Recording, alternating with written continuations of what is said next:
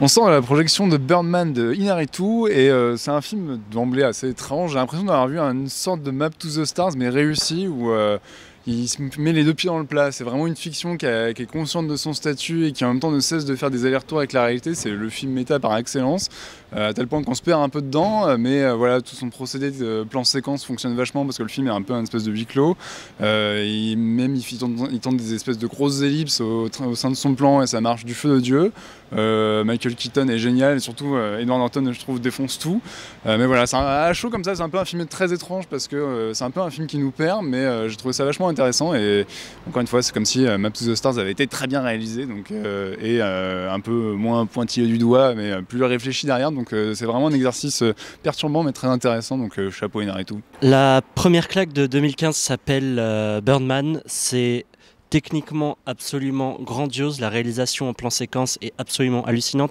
Michael Keaton, c'est le grand retour de Michael Keaton.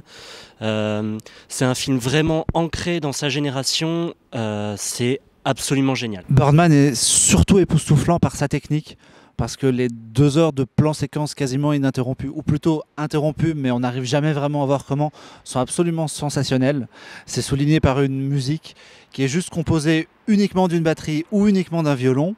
C'est porté par des acteurs qui sont totalement démentiels. Michael Keaton est stratosphérique, il est totalement au-dessus des autres gens.